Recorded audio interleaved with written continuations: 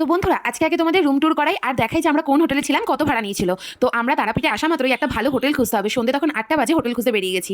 আমি আর পাপাইদা মিলে এই হোটেলটা খুঁজেছি। হোটেলটার নাম ছিল হোটেল শেল্টার। এটা একদম তারাপীঠ মন্দিরের গেটের পাশেই। ফার্স্ট ফ্লোরের অ্যাটমসফিয়ার তো দেখো তোমরা, সামনে খাওয়া দাওয়ারও জায়গা আছে। এটা হচ্ছে সিঁড়ি। আমাদের রুমটা দিয়েছিল এই সাইডে। আমরা মুখোমুখি দুটো রুম নিয়েছি। এটা হচ্ছে আমার বদ্দি আর বড় জামাইবাবুর রুম। প্রত্যেকটা রুমে ব্যালকনি ছিল। ব্যালকনি থেকে এসে বাইরেটা পুরো এরকম লাগছিল দেখতে। রাতের বেলা এত রাত হয়ে গেছে তাও কত ভিড় দেখো। বদ্দির রুমটা অনেক সুন্দর, বিশেষ করে এই মিররটার জন্য আমি আরো বেশি পছন্দ করেছি এখানে এসে ছবি তুলবো বলে। আর এখানে ওয়াশরুম ছিল, রুমগুলো খুব ক্লিন ছিল, অনেক বড় বড় রুম ছিল। ওয়াশরুমে গিজার থেকে শুরু করে সব কিছু ছিল। রুমে প্রত্যেকটা রুমে এসি ছিল, আর টিভি সোফা এগুলোও অ্যাভেলেবেল ছিল। আর এটা হচ্ছে আমার পুগলুর আর পিসির রুম। আর উল্টো দিকে দেখো আমাদের দুটো রুম মুখোমুখি, ওটা বদ্দিদের। আর এখানে রাতের বেলা আমি পুগলু আর পিসি শোবো। তো আমাদের রুম থেকেও ব্যালকনিটা কিছুটা এরকম লাগছিল দেখতে।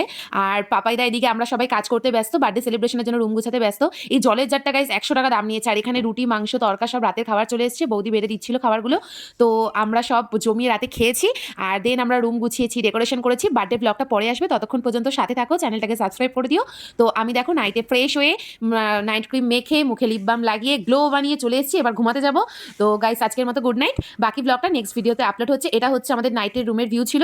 আর আমরা তিনজন মিলে শুয়ে পড়েছি। আর হ্যাঁ, আমাদের রুম রেন্ট নিয়েছিল 1200 টাকা করে। আর চেক আউট টাইম ছিল সকাল 11:30।